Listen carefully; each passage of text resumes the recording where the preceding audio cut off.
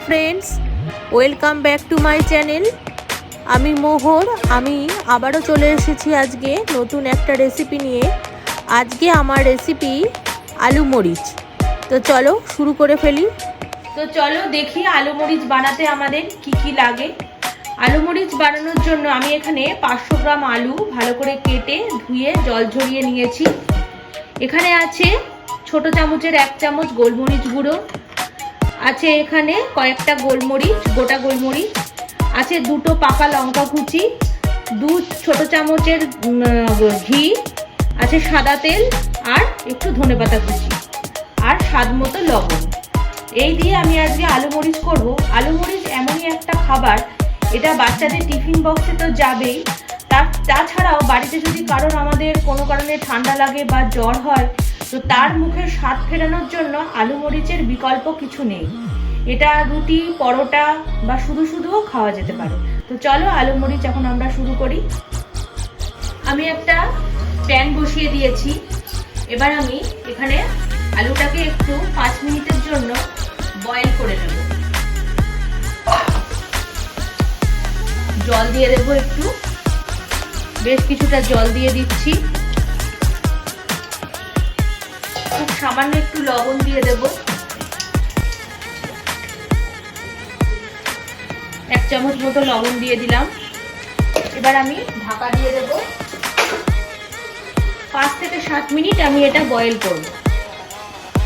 এটা মনে রাখতে হবে আলু মরিচটা কিন্তু বয়েল করেই করতে হবে। আলুটা 5 থেকে 7 মিনিট বয়েল করে জলটা ঝরিয়ে তারপর আমি আবার ফিরে আসছি। আমি 7 মিনিট বাদে আবার ফিরে এসেছি। দেখি আলুটা কিরকম সেদ্ধ হয়েছে।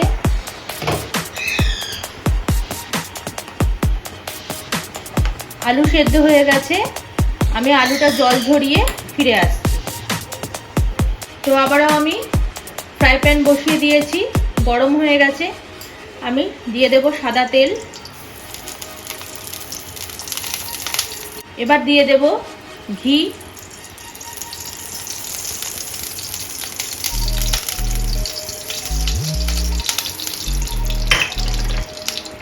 এবার দিয়ে দেব গোটা গোলমরিচটা আমি একটু ক্রাশ করে নিয়েছি,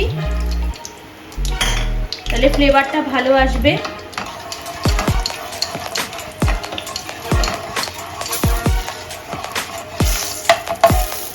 এবার আমি জল ঝরিয়ে রাখা আলুটা দিয়ে দেব।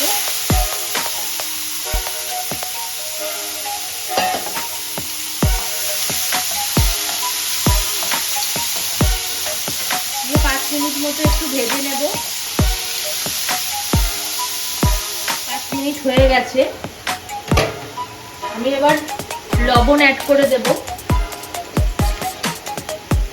আগে 1 চামচ লবণ দিয়েছিলাম, তাই এখন আমি খুব বেশি লবণ দেব না। এখন আমি 1 চামচই লবণ দেব।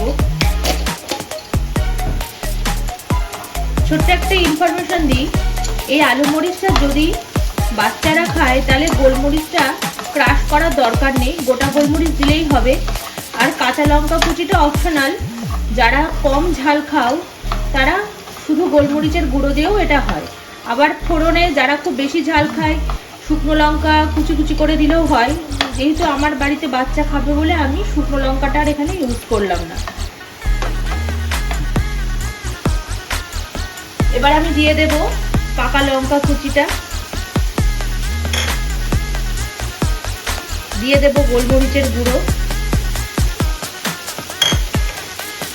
দিয়ে দেব ধনেপাতা কুচি।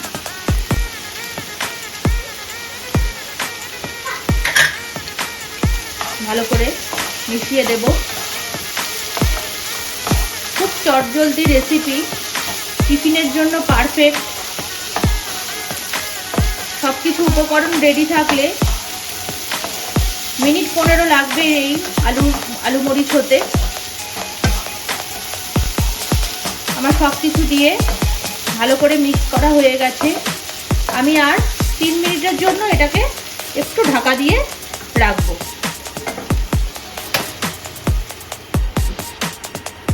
আমি 3 মিনিট বাদে ফিরে আসছি। 3 মিনিট হয়ে গেছে। আমি একটা আলু টেস্ট করে দেখলাম, লবণটা একটু কম হয়েছে। আমি আর 1/2 চামচ লবণ দেব।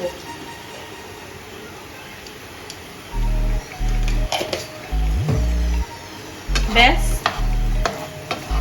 রেডি আলু মরিচ। রুটি, পরোটা, ভাত সবের সঙ্গে আলু মরিচ একদম জমে যাবে।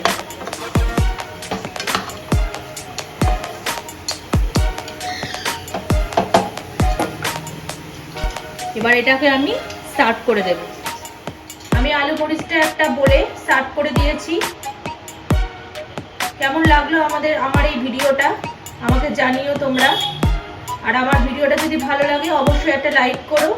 আর আমার চ্যানেল যদি এখনো তোমরা সাবস্ক্রাইব না করে থাকো তাহলে অবশ্যই সাবস্ক্রাইব করো, তাহলে আমার আপলোড করা কোনো নতুন ভিডিও তোমাদের কাছে সবার আগে নোটিফিকেশন চলে যাবে। আজকের মতো ভিডিও এখানেই শেষ করছি। দেখা হবে আবার সামনের দিন। তোমরা সবাই ভালো থেকো, সুস্থ থেকো।